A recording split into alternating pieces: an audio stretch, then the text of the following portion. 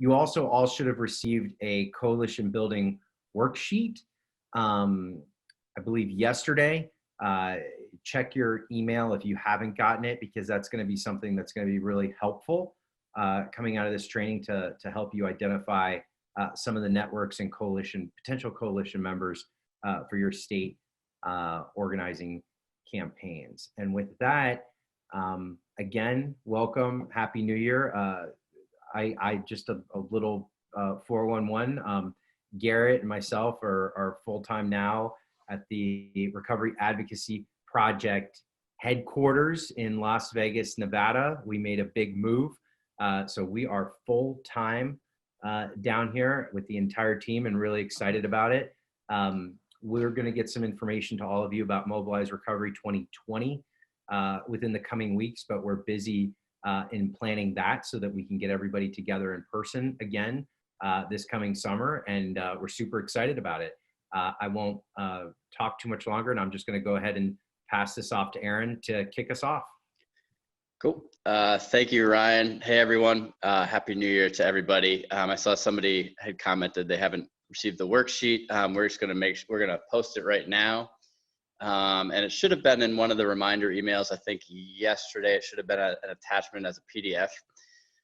We can also send it out again with the notes for this call, along with the recording for this call.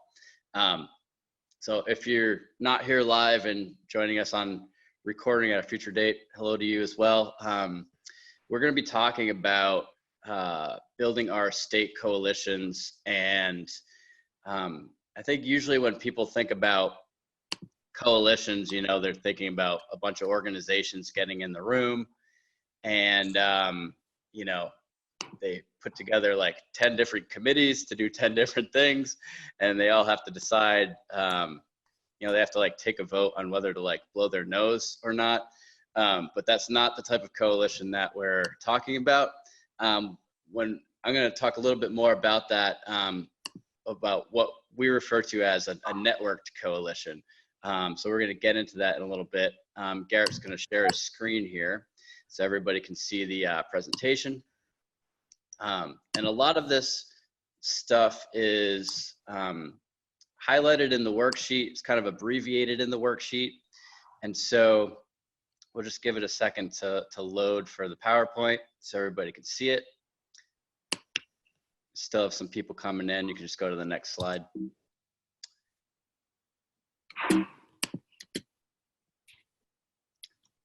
All right, very good. And sorry, I'm just moving my cat who desperately wants to join the video call. So I put up a couple focuses and goals. We're kind of in this like second phase of the Recovery Advocacy Project. The first one really kind of started when we were asked people to apply for lead positions, and you know, we were working on different pieces for the website. Sean did a lot of work with the Action Network. So we were working to build this digital foundation, as well as work to build the actual leadership structure that's going to take the Recovery Advocacy Project to the next level. And so this is kind of phase two. So some of the things that we want to kind of look at right now is the first piece I just put, organizing the organizers. What that means is that's us, you know, that's you all as state leads and regional leads. We want to make sure that we can put together the communications, you know, to make sure that people are talking to each other and working with each other, working to find some commonalities for your states to work on, because we want to celebrate the fact that we all live in these diverse, unique communities that are going to have different needs, you know. So the vision of the Recovery Advocacy Project is that we can organize ourselves to provide grassroots advocates on the ground with the advocacy skills, with thinking about some solutions to maybe about some of the barriers that people in recovery are experiencing in their state. So the first sort of part of this presentation is really going to be talking about how we're organizing ourselves. So organizing the organizers. The second sort of piece, we're going to take steps to build a state-specific coalition through two different ways. There's two parts to this that at times they're going to complement one another. At times they're going to be happening at the same time. And other times they're going to be happening on their own. The first sort of piece to building your state coalition is going to be through digital recruitment. There's a lot of different ways where we can generate interest in campaigns that we're working on, petitions that we're getting signed, communications to legislators, all through this digital recruitment that can be targeted and state specific for your state.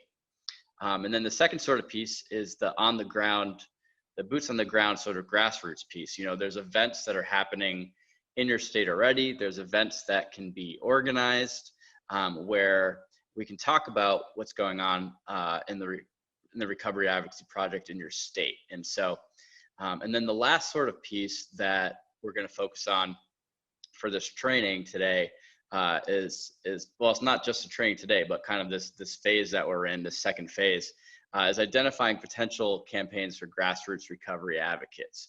So these are the things that we want leads to kind of get into the mentality of when you're having your conversations with each other, whether it's through email or through video or through conference calls.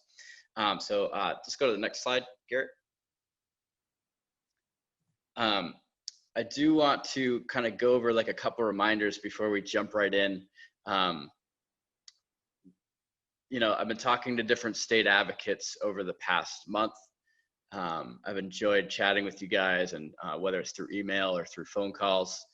I had like 3 or 4 people call me like the day before Christmas, and I thought that was awesome. That everybody's kind of, we're thinking about, how to help people coming into the new year. I think that was great. I want people to kind of think about the bigger picture of what we're doing here.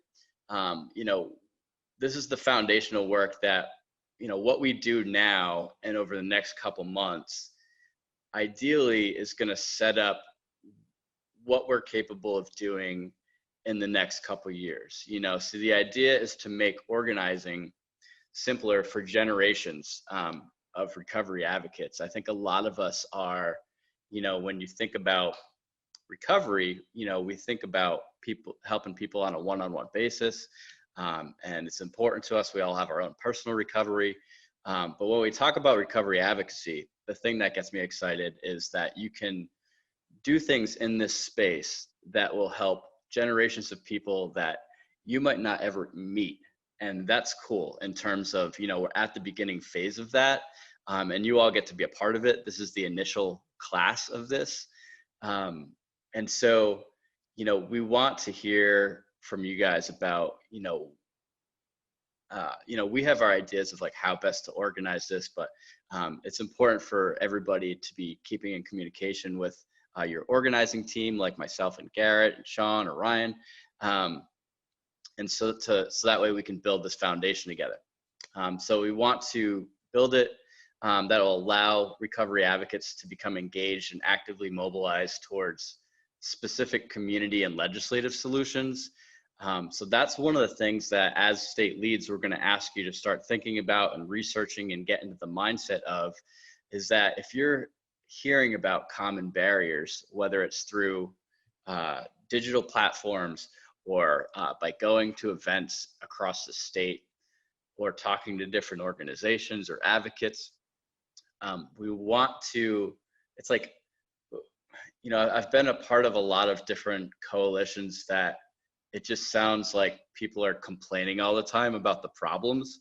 And that's not what this is. Like, we want to be able to identify the problems, but we also want to bring people towards those community and legislative based solutions. So if recovery housing is a specific issue in a community, and they're having, and the appropriate response is to target letters to the zoning board or to get a petition side to a zoning board for recovery housing in a town, then that's a community solution. If there's something that needs to be done statewide, then that's something you can start thinking about legislatively for legislative solutions. So, the bigger picture really is about, building the foundation that, are we going to have the capacity in your state to activate and mobilize, hundreds of letters or phone calls to a specific elected official on an issue that people care about? Are we going to be able to do that a year from now, 2 years from now, 6 months from now? And I want to kind of remind people about the whole space and pace philosophy that we've been talking about since Mobilize Recovery, since the conference last July in Vegas. And what space and pace means is that, we want to create the space to open up these opportunities for people to get involved, but we want to do it at a pace that is organized, and we're not like going too fast and missing anything or leaving people behind. But we're also not dragging our feet where stuff never gets done, and so we want to make sure that we're doing this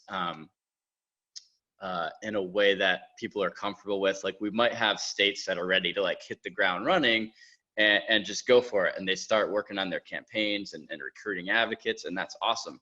And then there's some other states that might take a little bit longer. Maybe there's only 1 or 2 leads, as opposed to a state that has like 6 or 7 leads that are all working on the same project. So I just wanted to remind people of that. Next slide, Garrett. Just another sort of reminder. We're still introducing the Recovery Advocacy Project to everyone, and so there's, it's easy to misunderstand something that's new and something that's different. I think, by having some conversations with different organizations or, different states, there's this misperception that, like Recovery Advocacy Project is going to like take over and compete with organizations. And that's not what this is, So first, we kind of need to acknowledge that, very few individuals and organizations in our states understand what Recovery Advocacy Project is. And so I think that's actually a good thing, because we get to shape that moving forward. You guys get to shape that moving forward in the campaigns that you develop, in the energy and excitement that you put out there for people. Again, we're not an organization that's competing with other organizations. The purpose of what we're building is to create a knowledgeable advocacy base everywhere, that complements the work of organizations that they might already be doing, so we want to strengthen the advocacy base. So that way, when a mental health organization or recovery community organization wants to have an advocacy day or something, like, they have advocates that have like been organized, right? 501c4 providing strategic support. Recovery Advocacy Project is 501c4, which means that we can get involved in civic engagement and political work. And so, we can do stuff on legislation. And so that's that piece about legislative sort of solutions that we're talking about. And the other thing I wanted to remind people of, this is just based on a couple conversations that I've had with some state leads over the past month. I think people are very used to like organizations like taking a stance on something, taking a stance on different issues. And like, while that is important, that's kind of like it's not the correct sort of mindset in terms of thinking about what Recovery Advocacy Project stands for. So it's about identifying and empowering recovery advocates everywhere to take a stand on the issues that they care about. It's not about where we stand on something. We've had a couple questions of, where does Recovery Advocacy Project stand on this or this? That's, I just want to make sure that like that's an important conversation for us to like have with one another in terms of the issues that we care about. But it's not like, we're more about empowering people on the ground to have their voice heard. And it's more about what Joe Advocate, grassroots person from Massachusetts cares about. And so one last thing I want to kind of put out there before we really get started in the training. It's important that, when we're creating our Facebook pages or talking to people about what Recovery Advocacy Project is and it's not, it's important to kind of use some of the language that we have on the website and that we've put in the guidebook. We've kind of put sections in the lead guidebook of who we are, who we're not. And so next slide, please, Garrett. So I just wanted to go back and put this out there for people of who we are. Recovery Advocacy Project's a network of people and organizations across the country advocating for addiction recovery policies. And we're committed to giving people in recovery, family members, and supporters of recovery the grassroots organizing tools to think and act locally. And so that sort of piece right there, the thinking and acting locally piece, is like what we really want to make sure that people understand. Nationally, like, we're giving you all on the state level, we're getting you all on the state level to focus on those things that are going on locally. So we're working to build a visible and effective constituency in demand of community and public policy-based solutions in response to America's long-standing addiction crisis. And so we can use some of this language when talking about Recovery Advocacy Project and when we're building our social media pages and Action Network campaigns. All right, next slide. So one of the things that I want to thank Sean for finding some of this stuff online. There's a great website that I encourage you all to check out. It's called Blueprints for Change. So it's www.blueprintsfc.org. And this is the coalition that we're talking about. It's called Networked Coalitions, also called Networked Campaigns, harnessing the power of networks to develop more agile, dynamic, and distributed campaigning coalitions that have proven themselves to be remarkably effective at building and channeling collective power. Next slide. All right. Most of you guys have this in your guidebook, so I don't want to spend too much time on this sort of reminder, but just as thinking about assisting the grassroots advocates, help guiding people towards the organizing tools. I'm going to talk about that a little bit later. Roles and responsibilities include helping to build a state advocacy base, your campaign organizers and managers for the Action Network for your state, and your examples of recovery leadership, and your ambassadors for Recovery Advocacy Project, both on social media and at events in your state. I'm going to talk about that in a little bit. And the last sort of piece for roles and responsibilities, just understanding public policy in your state. If you don't really, if you haven't really worked to understand public policy in your state, figuring out who the people in your state that do understand it, who are those people and how can you start communicating with them and networking with them. Next slide. Cool. So the organizer sort of piece. Next slide. There we go.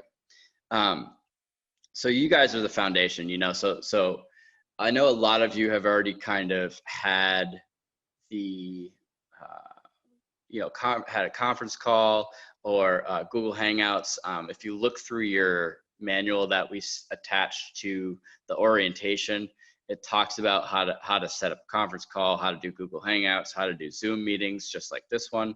Some of the regional leads have already organized calls with all the state leads in their state. That's what we're talking about in terms of making sure that we're communicating. So, talking to your other state leads of how often you want to communicate, how often are you going to have a regional call for all the states and the regions, how often do you have state calls, is everyone involved? That sort of piece is important because you know, you might have 2 or 3 meetings and realize, hey, this person hasn't jumped on a call yet. Let's reach out to them. Let's make sure that they're on board here. And so that's an important piece for organizing the organizers. And then we have the Action Network and the Facebook group. So let's see, next slide. Oh, okay, I'm gonna stay on this slide for a minute. I think I was a slide behind, but one of the things that you guys want to do on the call is really talk about and recognize what your strengths are. That'll make it easier for you all to organize moving forward. You know, some of you might be really good at like the techie sort of stuff, and that you're really into the Action Network sort of stuff, or building the campaign. Some of you might be good at with social media or public policy. Talk about that sort of stuff, and so that way, you know, if you have like a larger amount of state leads, like your state, you might have like, you know, 8 state leads, and so you might want to figure out what people are really good at, and you might have like a committee or two that'll make it easier for you guys to move going forward. So all right, next slide. Cool. So here are just some of the other tools that we have that are already available to you all. There is the December 19th recording of setting up the Action Network. If you have not watched that whole thing yet, please do that. Sean did an amazing job of going through the Action Network step by step, and really talking about some of the things that you know, that are possible through Action Network. We have the guidebook that I referenced. Of course, there's the website, recoveryvoices.com, that has things like the social media toolkit.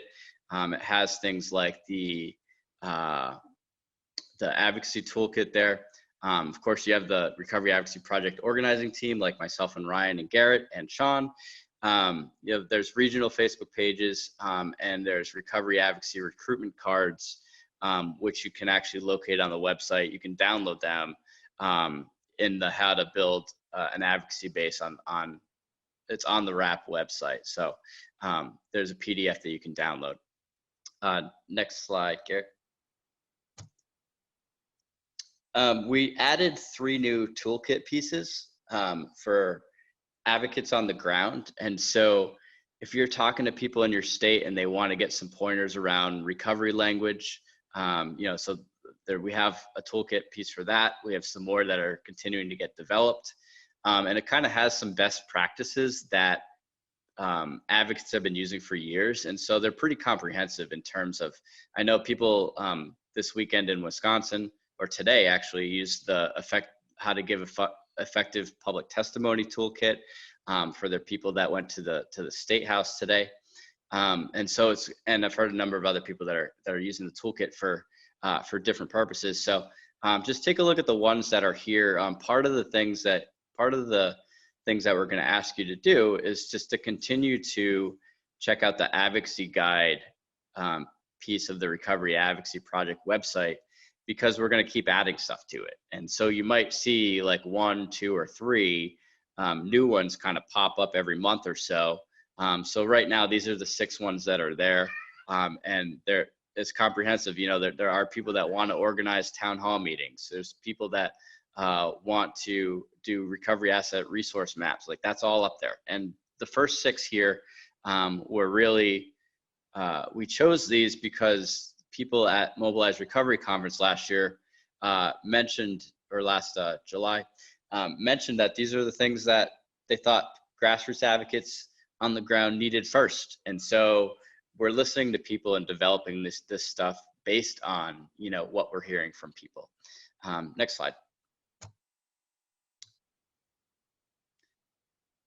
It's good that you guys are there's some comments and some questions and all that sort of stuff.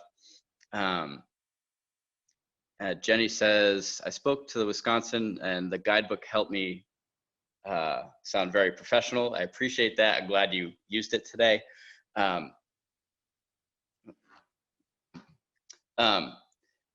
So you can ask some questions in the comment section, and then at the end we're going to have we can answer some questions. So I'm going to kind of wrap up the next sort of piece here.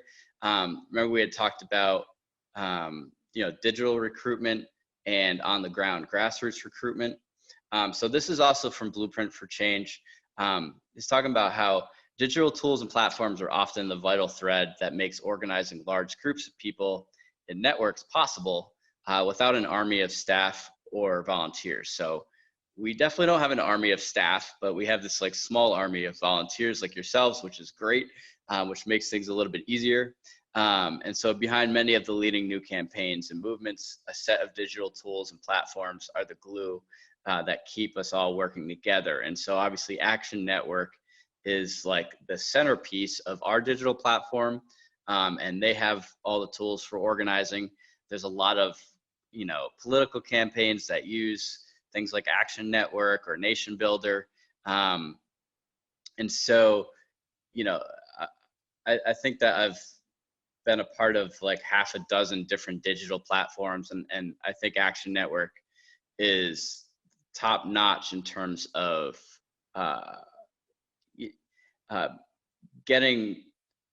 mobilizing people around specific campaigns, and it just has more tools than a lot of the other ones.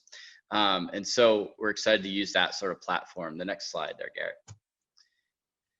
Cool.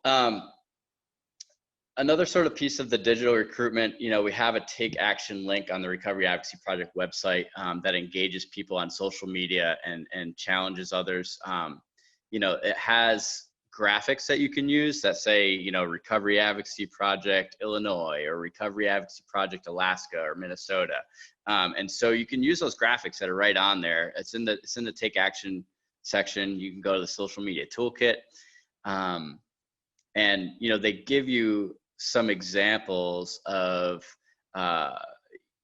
using social media to engage people, saying things like, we're working to get 200 Minnesota advocates to take action and introduce themselves to legislators about recovery. Please share. Like, this just real simple sort of posts you can do on social media to recruit interest and to recruit advocates. And the more people that get involved in those campaigns, the more people join your Action Network. And so we want to make sure that when you're thinking about how to recruit people, we want to make it as attractive to people as possible. Make sure that you're attracting people in recovery, family members, supporters of recovery. So when you're kind of thinking about how to do these campaigns in your Action Network, you want to make sure that it's state specific, as much as possible, because it's true that people care about the issues that are closest to home. And so the more you can make it specific to the state, the easier it is for people to get on board. Make sure that it's easy to understand. Sometimes when you make a campaign too complicated, people are wary about joining it, and so make it simple, easy to understand. And also, can it be done at a click of a button? Can somebody click a button and sign a petition to send their name to a legislator? You want to make it easy for people. You want to familiarize the public with the basics of what Recovery Advocacy Project is as well. I'm going to show you guys an example of that on the next slide. And just to, we had a pledge for Recovery Month, and so we took some of the language here. But you can create simple pledges like this for people, just to generate initial support. Like, I, Aaron Kacharski, pledged to have my voice heard to decision makers in 2020 on the most important solutions to the addiction crisis in my state. And so it can be generic, but make it easy for people to get involved, because we want to build numbers right now. And then once we've built numbers, we can make sure that we're tapping into that advocacy base and getting their input on what's important to them and what to work on next. And so that's why there's this balance of, we're trying to recruit people, but we're also trying to figure out what they care about at the same time, and so there's got to be a little bit of balance between that. So next slide there, Garrett. This was a great example that Randy used, Randy Anderson, for the Illinois project. So, he just did a really simple post, and I took a screenshot of it. He used the Recovery Advocacy Project logo for Illinois. If I live in Illinois and I care about recovery, that grabs my attention right away. And he used different hashtags, and he also told people what the Recovery Advocacy Project was, and gave people the link to the Action Network in Illinois. So these sort of social media posts can be coordinated between yourself and your other state leads. You can figure, you can say, we're gonna post about this, weekly for the next 5 weeks, and these are the people that are doing it, and these are the hashtags that we're going to use. And you can ask people to follow Recovery Advocacy Project on Facebook or Twitter or Instagram in the process. And so that sort of visual on social media is going to help you to recruit more people into your action network. Next slide. And Aaron, that's one that people can do straight from Action Network, right? Yeah. Yep. Yeah. So as people engage and all of that, you're able to track your results as a campaign in Action Network. And maybe that's a really good, simple one for a lot of people that are trying to figure out how to get started, is to do either a simple survey or a social media call to action like that, and just ask people to sign up and tell you what's important to them. That's right. Yeah. And I'm going to go into a little bit about crowdsourcing at the end of the project. I'll talk a little bit about that too. But yeah, right now we want to make it as easy for people to sign up and generate interest as possible in the state. And, one of the things you could talk to your other state leads about is, how many new signups, what's the goal for new signups, for this first 6 months of 2020, what's realistic that we can do. You can say, we have, 5 state leads for this state. I bet you we can all get, 200 plus, figure out like what, you can have friendly competitions. That's fine. I'm all about that. And so next slide. Aaron, and I just want to add, it's Ryan, I want to add into on the digital recruitment side, and I just want to remind everybody here. So like, we are here as you develop Action Network campaigns that are going to help build your advocacy base. Email me, email Garrett, like we will help you kind of craft these together. And then one of the best practices around this is, you have access to your state Action Network account. So you want to know when people sign up, like we don't want them just to go into a black hole. Like it's an organizing, these are organizing opportunities. So they'll sign up, they'll take the action, but then you're going to have their phone number. You're going to have their email address. Reach out to them personally, give them a phone call, ask them, what compelled them to sign up, ask them what they're interested in. We'll have them digitally, but we want to make sure that we're, transferring that energy that got them to click and to join and to get involved, also on the ground, right? So if you have 10 signups, 20 signups, that's 20 new people in your coalition right there. And they're probably in different parts of the state that will be boots on the ground for you. I just wanted to add that in. Yep. Sorry. And Action Network allows you to tag people as well, and so if you do an action around harm reduction specifically, for example, like you can tag people with that. So that way, if you do future campaigns on harm reduction issues, like, who's already interested in that. And so you can actually, send email blasts or send mobilization items to specific groups of people, in the future, like once you kind of like appropriately tagged people with what they care about. All right, next one here, we're going to talk about, yes. And so I just want to remind people, if you haven't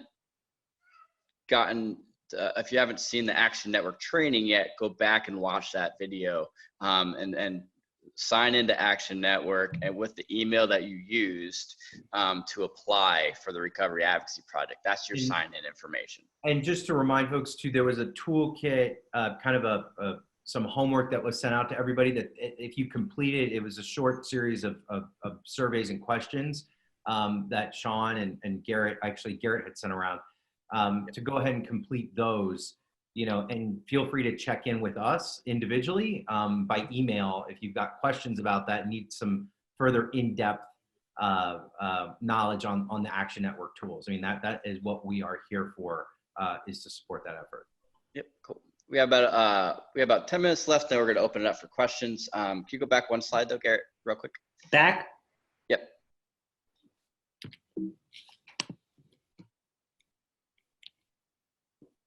This one?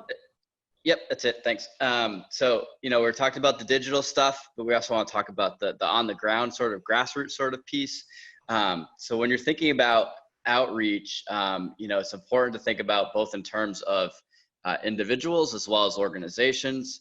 So you want to work with your state leads and regional lead to put together like an asset resource map. If you don't know how to do that, we wrote a toolkit on the website for you to do that. And what that allows you to do is go through your state and figure out what organizations are there. You know, those are potential partners that you can approach and educate about the Recovery Advocacy Project and see if they want to get involved in some of your campaigns. And so you want to use the coalition building worksheet that we attach to the reminder for this training. That's going to be a really good first step for regional leads to work with your state leads on, is that coalition building worksheet that we attach. It kind of goes through step by step how to do that, how to build out your statewide coalitions. So another thing that you can do on the ground, there's already like existing community events and conferences like addiction conferences, prevention, recovery, peer conferences that are happening in the state that you can attend. And you know, if you know somebody that's presenting there, or if there's something on advocacy, you can ask for a couple minutes, you know, to talk about Recovery Advocacy Project and get people involved in your Action Network that way.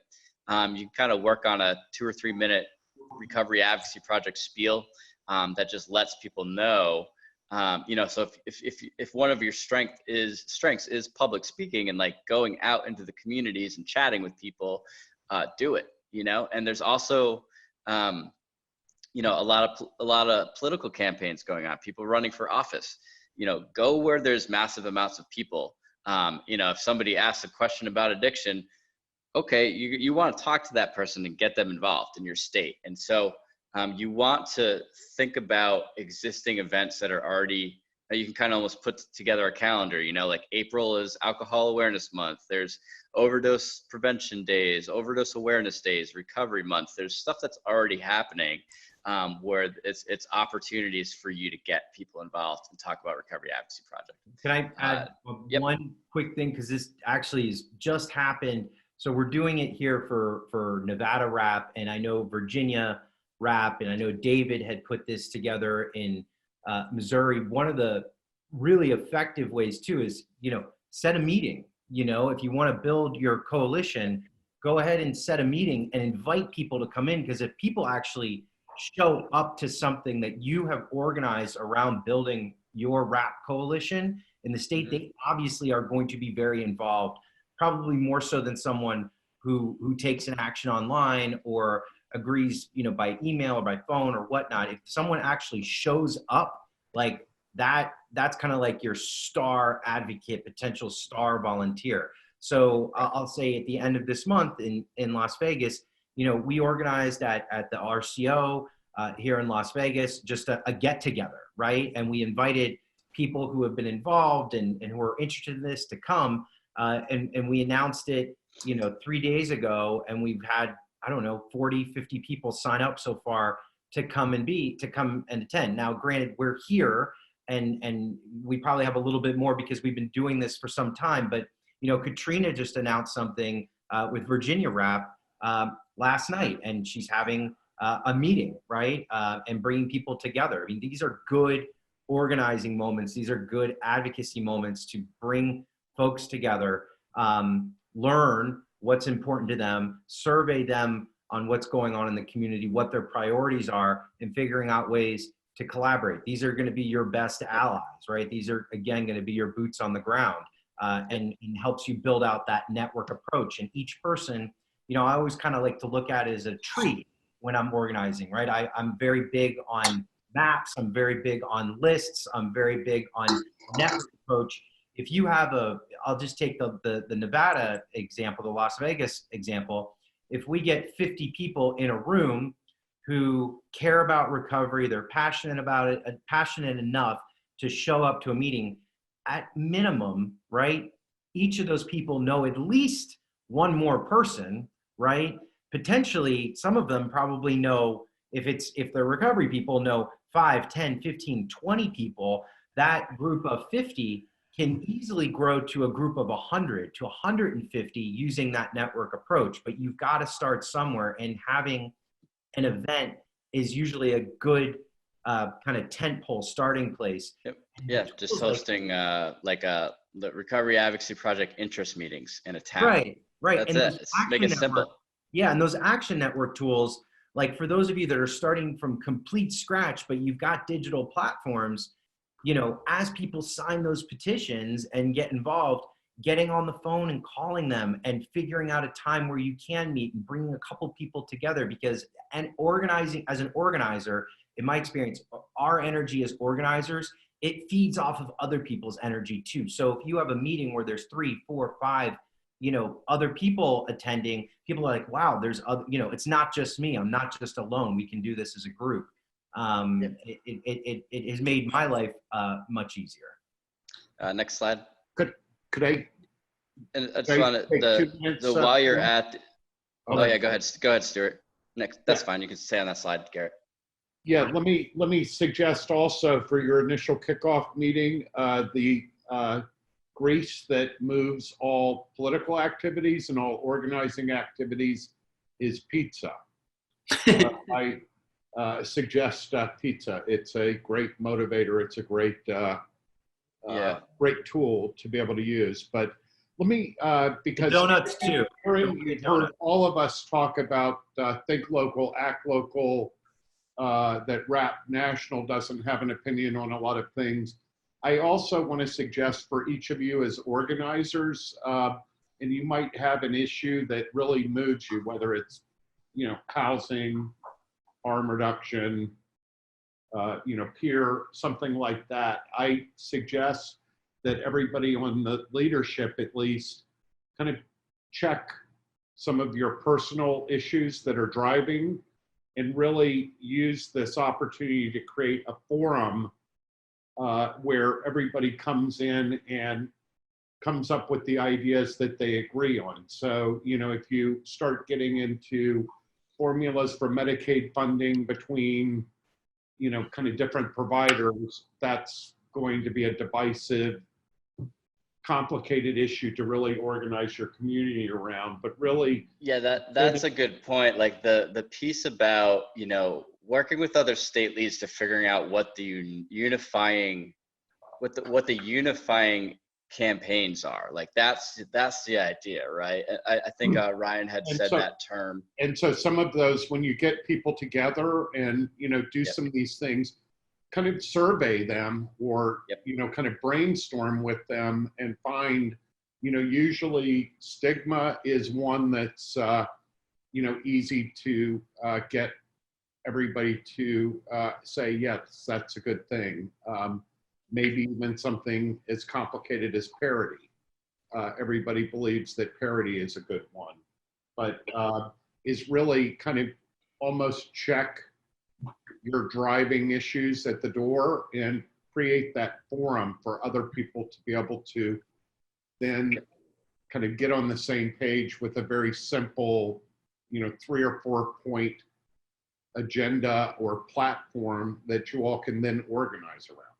Yep, that's right. And, you know, while you're kind of looking at some of these introductory, you know, hosting a meeting, like a house meeting, or, you know, Randy said that local libraries have free space, you know, you can work to to book a room to talk about, you know, what you're working on.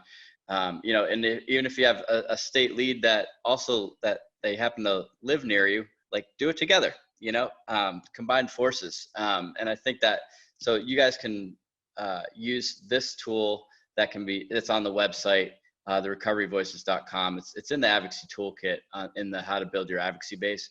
You can download this card here that talks, it's a double-sider, you know, it's real simple. Recovery advocacy, it tells as a recovery advocacy project mission on one side, and then it has something that people can scan and get involved. You can get people involved on the other side. I would just also, Aaron, add that, you know, Brian brought up Katrina. I emailed her yesterday. If you're thinking about holding an event or having an event, and if you let me or Ryan or Aaron, like, we will help you promote it. We will get it on social too. Like, we'll back you up. So just remember, we're here to help you. Like, use us. And I just wanted to bring that point up. Yep, appreciate that. The next one there, next slide. And so like that's the piece, you know, so now that we like are building this base, you know, how do we figure out what people want to work on? So we want to establish that initial advocacy base of organizations and individuals. We can move them to identify the campaigns that best help people in recovery at the grassroots level. So our roles, and this is echoing a little bit about what Stuart was just talking about, you know, our roles as leads is not to tell people in recovery what they need. It's our roles to work to consistently establish what those needs are by listening to the voices of people in recovery in our communities, and empower them with the tools to organize locally. So we have some simple beginner campaigns that we can send out and periodically send that out. You know, we might have a campaign that we're asking all states to work on. You can decide to use that or not, you know. We're just kind of here to provide content for some of these campaigns. And so so now that we have this advocacy base in the next couple months, you know, how do we get their voices heard to figure out what they want to work on? Next slide. This is from Blueprints for Change. Hold on a second. I think you might have skipped a slide there. Well, mine seems frozen. Yeah. Okay. Well, let me read the definition of crowdsourcing. There you are. You're on the right one there. Okay. This is from Blueprints for Change as well.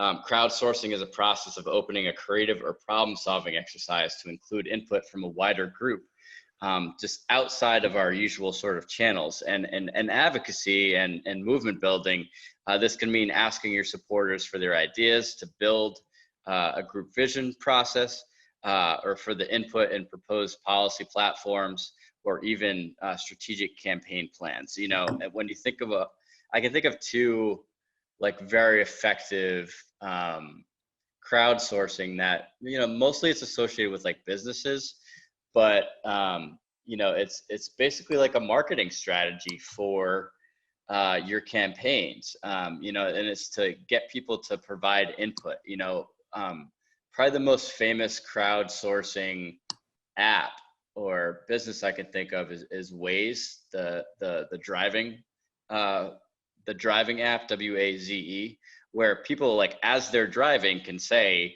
you know, it's really slow right here. There's a police officer down the road over here. They just closed this road. You got to go this way. And, you know, in real time, you know, that's asking people it's a user generated sort of content that's asking people to get involved, to influence how something works. And so when we think about it in terms of advocacy, or even for lots of distracted driving as well. And I think like McDonald's did something like a year ago that was like build your own burger, where they like had people online like submit what they'd put on a burger, and then they chose a couple of them, they had like the rest of the country vote on them, and then they started making those burgers.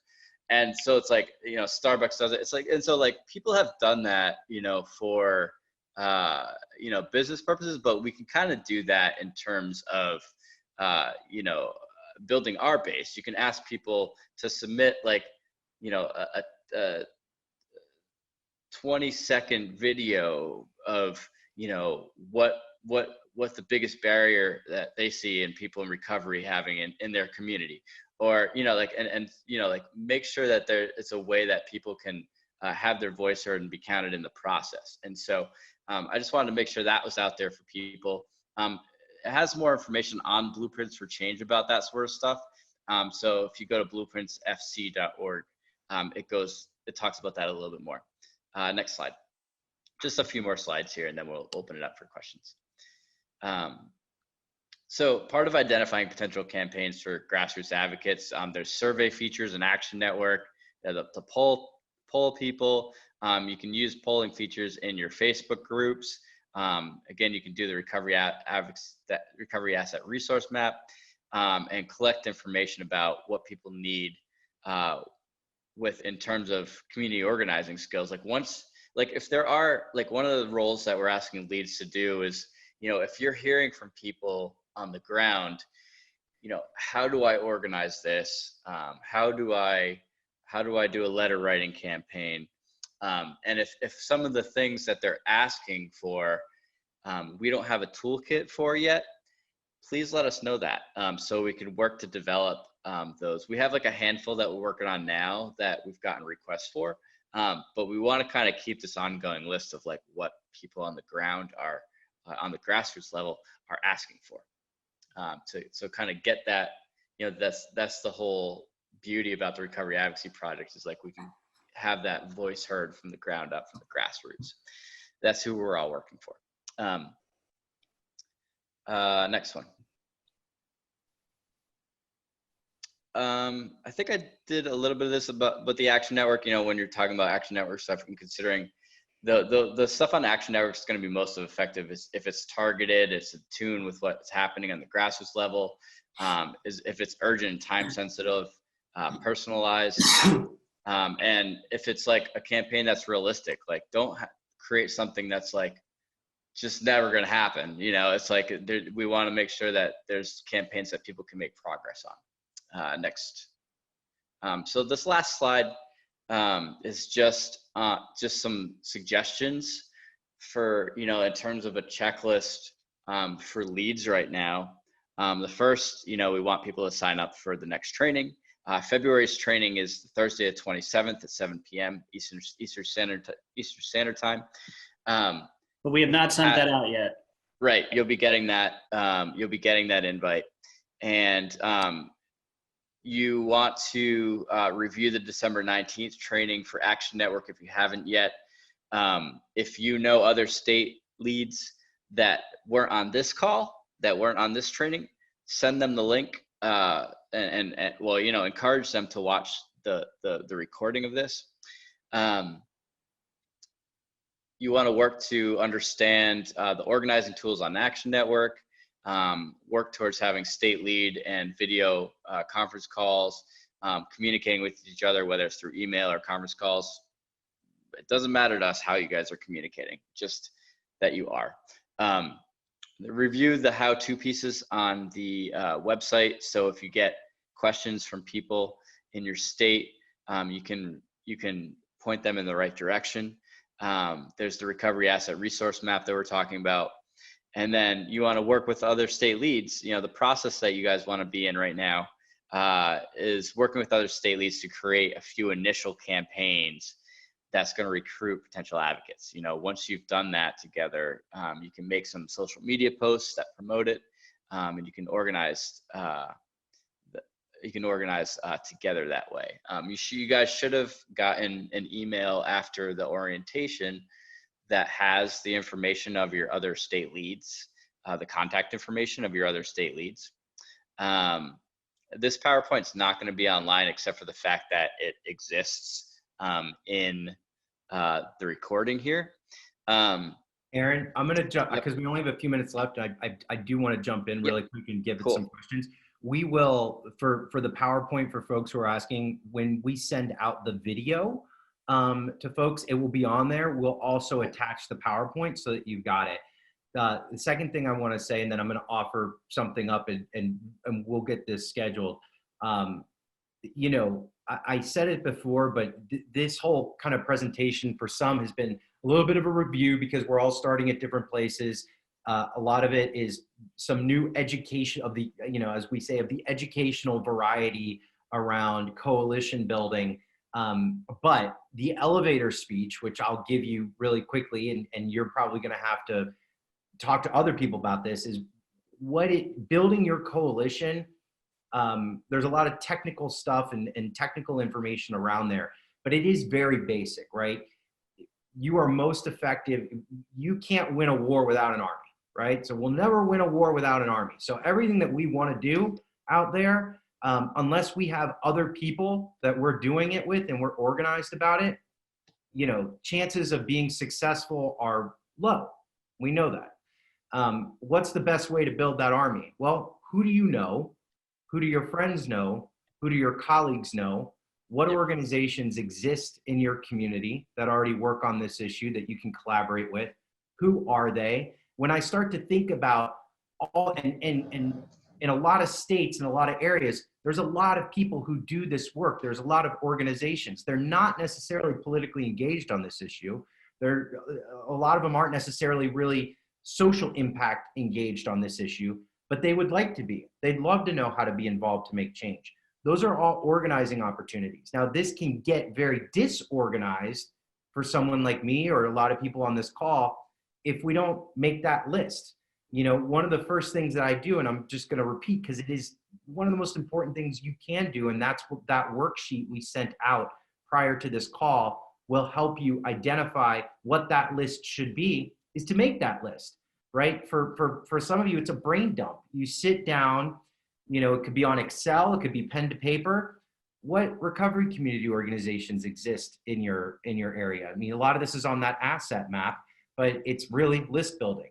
You know, what recovery people do you know? What family groups do you know? What prevention groups do you know? What harm reduction groups do you know? You know, who do you know that may not be associated with any groups, but cares about this issue, or just as importantly, cares about you as an individual? Because I've also found that people who may not yet be engaged on this issue, they care about you as a person, and you as a person, as an organizer, are probably the most influential person to get that person involved. So making that list is important. Then having some sort of get together, outreach, being organized about your outreach. It really, in terms of building your initial coalition, can be that simple, you know, and once you build that initial coalition, and then you start to figure out what issues, what actions, what events, what pieces of legislation you want to take on, and you start to combine some very specific purposes to having that coalition, it will grow, and it'll start to grow organically as long as you stay organized and communicate with others. What I'd like to offer, and I think would be a great kind of addendum to this kind of to this training that we did here today, is some real life case examples and case studies that I personally have done. And I can't do it on this call, but we will figure out a time later this month or early February for those of you that would like to participate. Garrett and I can jump on and actually tell you about some very specific examples of how we've organized the recovery community. Some of it is included, you know, when I was, 1 year into recovery, you know, we decided to organize politically in our local community. Some of you have heard this story before, and we didn't even know where to start because none of the people that I was interested in social impact and change and organizing, but none of my friends in recovery were, right? So we identified a common thread that we all had, which was getting more help to our friends and our friends who died of overdoses. And we went literally to sober livings, to recovery residences. And we went and we met with them and we talked to them and we did a lot of storytelling and sharing, which created that common bond, and people realized that something needed to happen. And then I made a list. I literally sat down on a $20, iPad and made a list of every single person, every single sober living that we visited. And within 6 weeks, that list had grown to well over 100 people who showed up. And those 100 people, you know, without the backbone of a national organization or even a bank account, were able to pass 2 very substantial pieces of legislation in the state and change a federal law, right? A very big piece of legislation. So, you know, don't discount, you know, what you can do when you're a little bit more organized. And we will schedule, you know, Garrett, I think we should do it. We'll schedule that kind of case study so you can really start to see some real life and examples. And they won't just be from things that we've done, but we'll look at some other activations in other states, and you'll be able to take this knowledge and kind of the tool base that we have through Recovery Advocacy Project, learn some real life experiences that we've taken. And I think that'll give you some really good, at least guiding light on some of the first steps you can do. And some of you, a lot of you actually are already currently doing this. Like I see it, we hear it, you're sending us the information, you're organizing your regional calls, you're finding out what the issues are, you're looking at the other organizations and potential players. Those of you who have states that you have no relationships in right now or are very lacking in this type of infrastructure, you're doing a lot of the work with the Action Network, you're setting up state-specific Recovery Advocacy Project meetings and listening sessions. So I would like to offer that as an addendum, and we will get that scheduled. And with that, I think we have a little bit of extra time to open it up for questions. Garrett, do you want to do a review real quick on the hand raising? Oh, sure. Okay.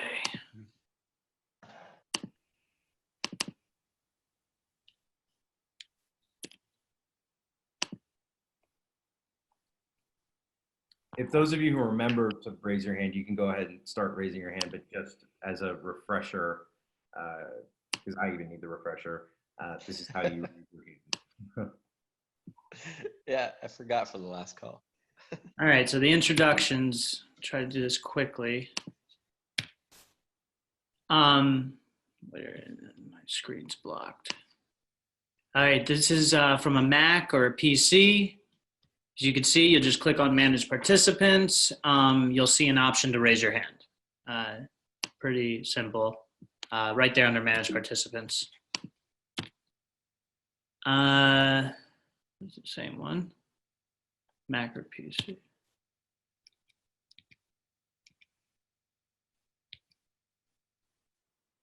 From an iPhone, you'll click the little icon at the bottom, the 2 little dots, the cursors.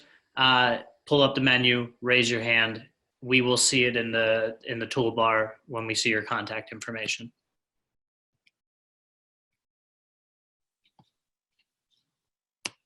Android phone, click on More, same thing, raise your hand. And that's, did I hit all the options? I think that's it, Ryan. Yep. Okay, Serena. Hi, Serena. Do you want to open up Serena, Garrett, so that she can? Yes. Hi, Serena. Hey there, you guys.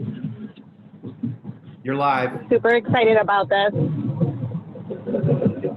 Hello, everybody. Hello, Mobilize family. Can you guys hear me? I can hear you. Yeah, it's crazy. I'm driving. I'm driving from work. Yeah, really excited about this. Ready to get organized, see what we can do. Great. Did you have a question? No, I did not. Oh, okay, great. Does anybody have a question? You can go ahead and raise your hand if there's any questions or questions in the chat.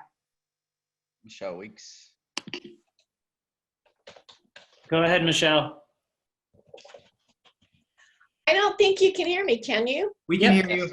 Oh, good, because I'm just on by my computer. Can you send out a checklist that's in the PowerPoint? Yes. Yep. Perfect. And also, I have one other state lead. Neither one of us had made contact with each other. Do you have suggestions on that?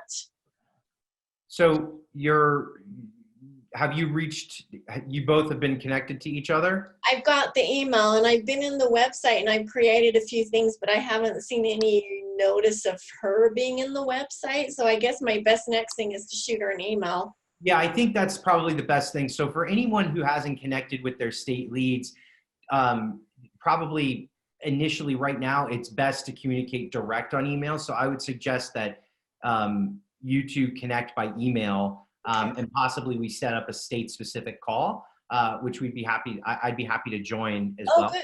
Okay, good idea. Yeah, just let us know the date and time that you'd like to do that. But yes, I would suggest email is probably best right now. Okay, perfect. Thanks. All right. Next question. I saw one right. Merit. Yeah. Merritt? Hi.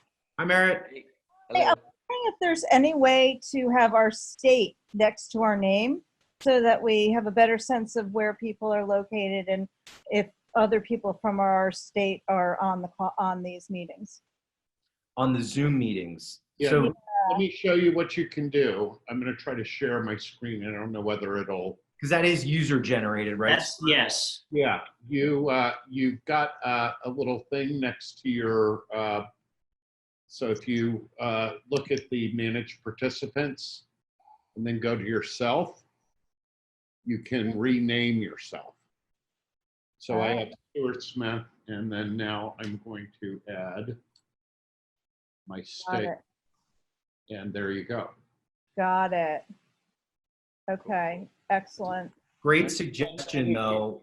But if you're calling in, certainly having your name versus just a phone number is really helpful, but also maybe having your state,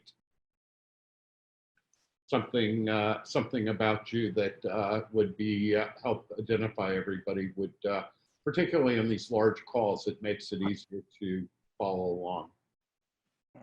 Excellent. There's a Thank couple you. people that just changed theirs. There you go, Merritt. You're from Massachusetts. And Angela's on top of it. Great. I'm going to suggest to the leadership team, I did see kind of a question down in the, or kind of a suggestion question about doing some case studies and what, we're doing some organizing activities around some specific states, but as you start doing some of these coordinated activities, we want to, like we used Randy Anderson's in the PowerPoint tonight, we actually want to tee up some of these things and help walk you through some of those things. So I think particularly as you all start doing some creative, interesting campaigns, is having some white papers, case studies, examples that other states can utilize are going to be really helpful tools.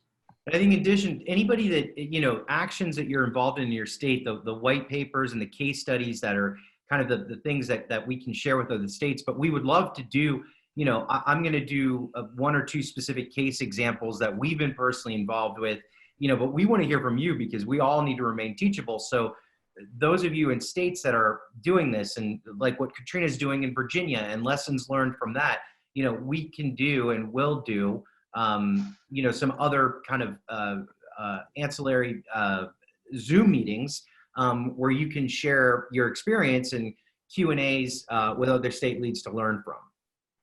Ryan. Yes.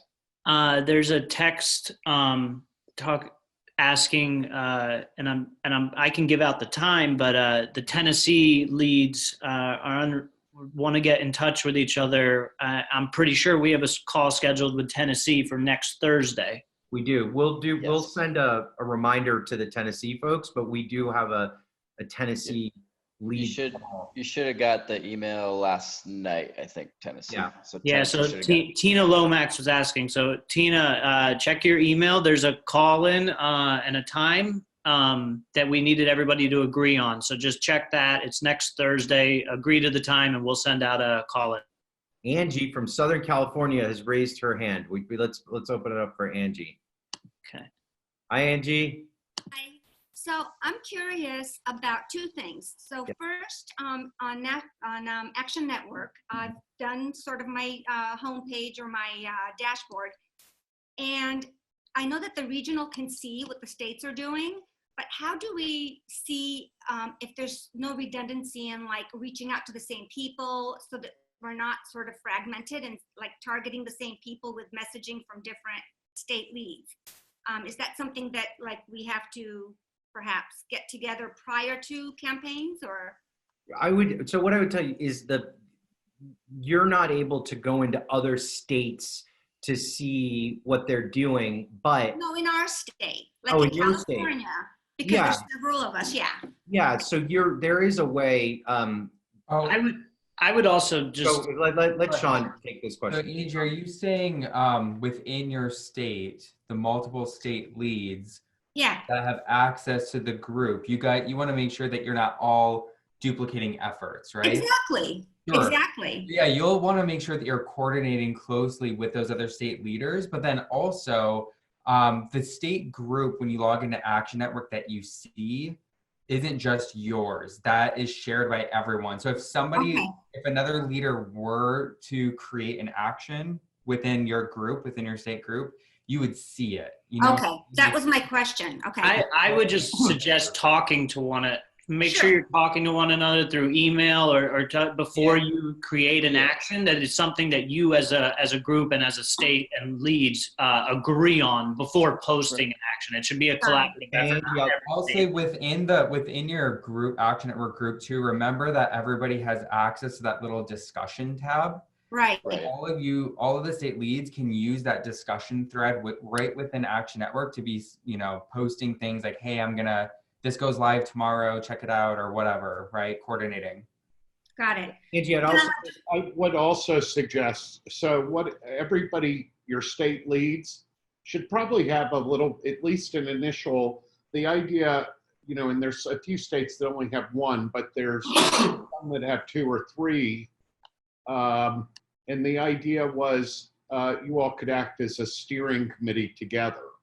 So right. what I'd suggest is a little bit of email, phone call, and kind of coordinate how your communication is going to work, how frequently you all want to communicate, and kind of get on the same page. Right. We'll sort of divide and conquer and take everybody's strengths and sort of target those opportunities. And that makes perfect sense. I guess this is so early on. I think that goes back to what Aaron was saying. Like, if you're very comfortable with Action Network, then maybe you should be the lead who is going to be the one actually posting the thing. So you're not. So it's like there's a creative, there's a person that's digital, and you're the one. So we don't have to worry about six different actions with different messages. That makes perfect sense. Yep. I have just one more question, which is actually a bigger question, and it may be an offline question about the other Facebook group that I admin. And I'm really, really, really interested in harnessing that volume of potential. So I'd love to have, a different conversation. I just wanted to bring it up here to make sure that that's something we can circle back to. I don't want to miss. I would love. So are you gonna? I'm speaking representing RAP on Monday at the Mental Health for Us at US. I'm gonna come. Oh, okay, perfect. Great. So you're gonna come.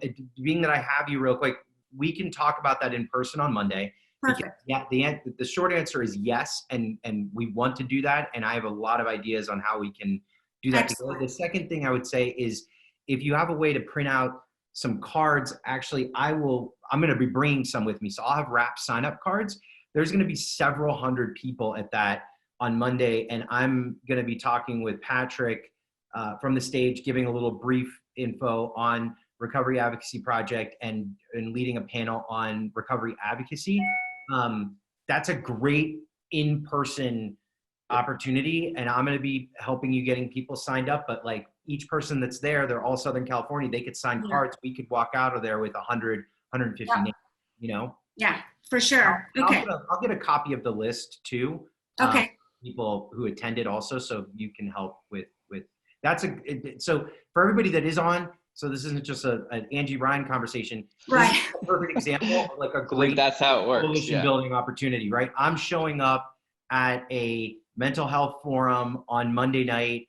I'm giving maybe a 10-minute brief talk about why recovery advocacy is important, what RAP is. I'm also participating in a panel, and I've got Angie, who's going to be there with me, our state lead in California, and everybody who's there, we're going to ask them to sign cards, right? So potentially we're going to walk away on Monday with 100 or more names out of like 500 people attending, maybe even more, who said, yes, we'll be involved in something like that. So those are the types of things that will help build your coalition base, right? We'll also probably have a touch point there with several other, addiction and mental health focused nonprofits and organizations that care about this, that will get their business cards from and be able to set some, sideline meetings up with. That's how you do it. Great. Claudia has, Angie. Claudia is here. Georgia, you're Yeah. Hey. Hi, Claudia. Hey, everyone. Tina, I wanted to just kind of encourage you to go back to that Tennessee page, because people have reached out and answered your response on that discussion tab that Sean was saying. They have, there is some answers there to you. Also, switching gears a little bit, I wanted to go back, because early on we had a mentor.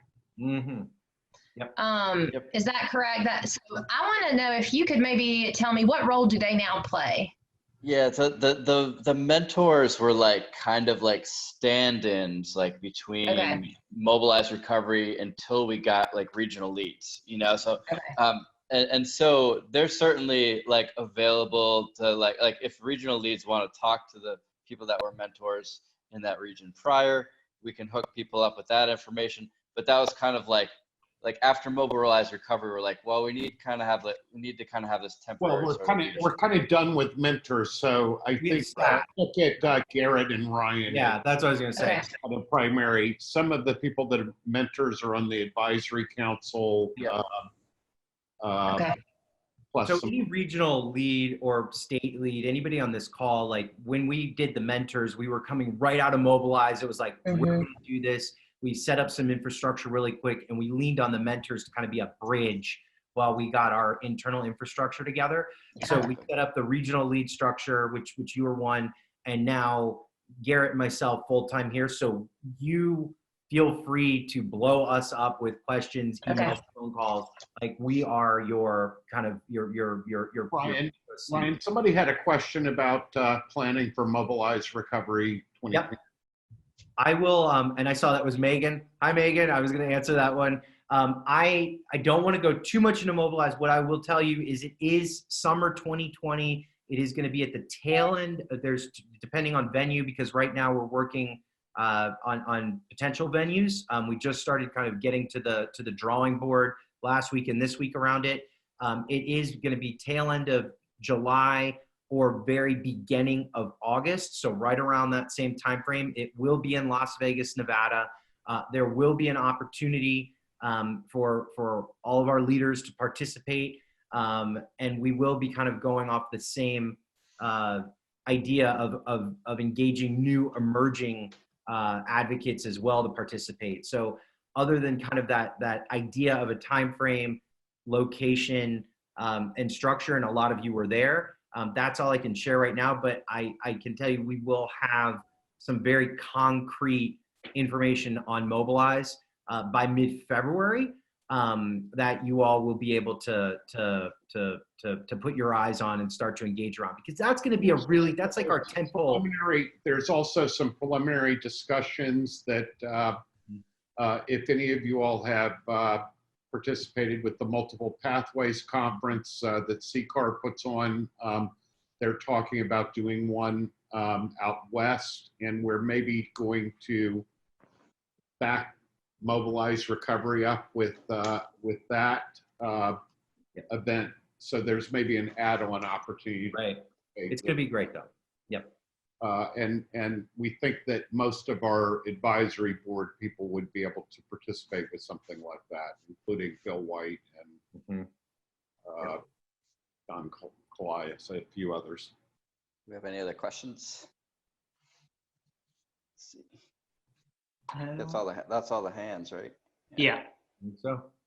All right, everybody. Thank you all so much. We went a little over, and we will email the email off to you, and we will talk to you soon. And also just Ryan at recoveryvoices.com, Garrett at recoveryvoices.com. Feel free to, I know some folks are going to reach out to us separately, and we'll talk to you all soon. Have a great evening. Thanks, everyone. See you Monday, Angie.